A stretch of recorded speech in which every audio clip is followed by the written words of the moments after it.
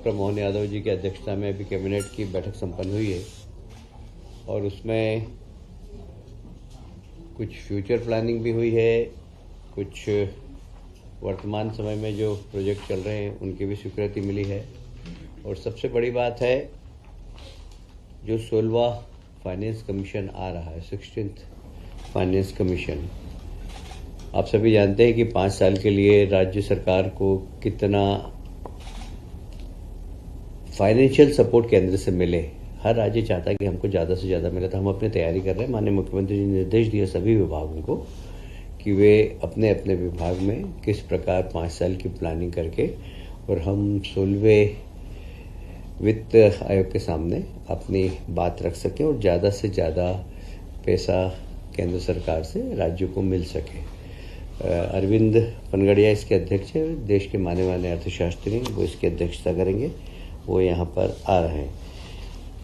मुझे कहते हुए बहुत गर्व है कि जहाँ हमारे देश के प्रधानमंत्री का एक ध्येय वाक्य रहता है, ज्ञान पर ध्यान, और ज्ञान से उनका तात्पर्य है गरीब, युवा, अन्नदाता, किसान और नारी शक्ति। तो एक ज्ञान से ध्यान पे हमारी सरकार ने शुरुआत प्रारंभ कर दी है। माननीय मुख्यमंत्री जी के निर्देश पर हम युवाओं को एक नई दिशा, उनके कौशल का सही उपयोग, उनकी आर्थिक स्थिति सही हो, उनको गुणवत्ता वाली शिक्षा मिले, अच्छा स्किल डेवलपमेंट हो, इस दिशा में एक समेकित तकनीकी शिक्षा विभाग, कौशल विभाग, कौशल और रोजगार विभाग तथा युवा खेल कल्याण विभाग, तीनों विभाग मिलकर और स्वामी विवेकानंद जयंती पर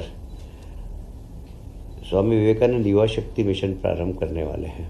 इसका उद्देश्य होगा युवा का सर्वांगीण विकास, शिक्षा के क्षेत्र में भी युवा आगे बढ़े, कौशल के क्षेत्र में भी युवा आगे बढ़े और वो रोजगार से कैसे जल्दी से जल्दी जुड़े। जैसे हमारे माननीय प्रधानमंत्री जी का मिशन है नई शिक्षा नीति के माध्यम से कि शिक्षा रोजगार देने वाली हो और हमारा युवा भी रोजगार देने वाला बने।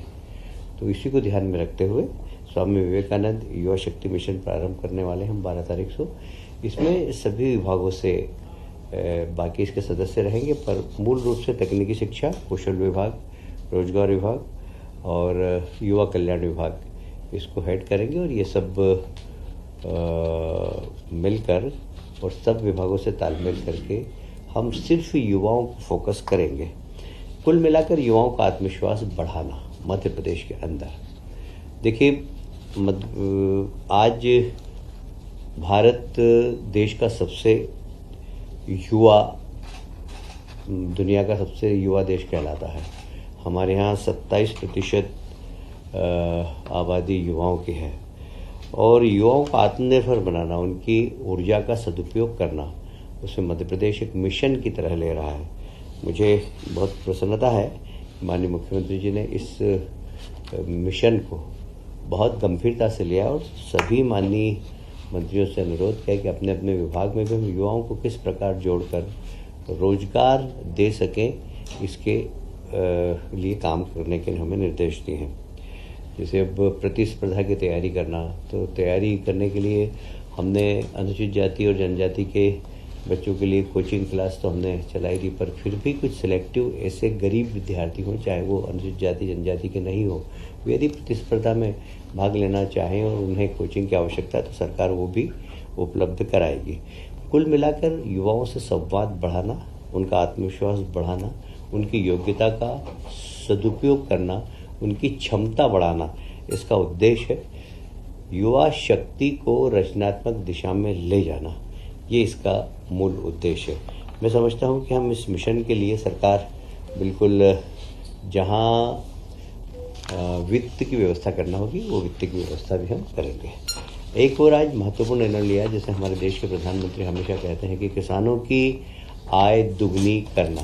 तो किसानों से संबंधित जितने भी उपक्रम है, चाहे वो दूध उत्पादन का हो, चाहे मछली उत्पादन का हो, इन सब को हम कैसे वृद्धि कर सके, तो एक बहुत ही क्रांतिकारी निर्णय मध्य प्रदेश की सरकार ने लिया है। Madhya Pradesh state cooperative dairy federation और राष्ट्रीय डेयरी विकास बोर्ड, इसके बीच में एक अनुबंध हम कर रहे हैं और सारी दूध के उत्पादन, दूध का परिवहन, दूध का चिलिंग, दूध की प्रोसेसिंग, दूध की पैकिंग और मार्केटिंग, ये सब अभी किसान करता है। अभी हमारे यहाँ दूध डेयरी भी है और निश्चित रूप से जिस क्षमता के साथ चलना चाहिए उस क्षमता के साथ नहीं चल पा रही है।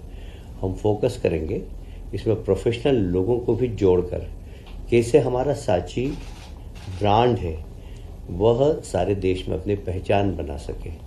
इसके लिए हम लोग बहुत डेडिकेटेड रूप से काम करेंगे, क्योंकि यह किसान की आमदनी बढ़ाने का एक बहुत बड़ा उपक्रम हो सकता है।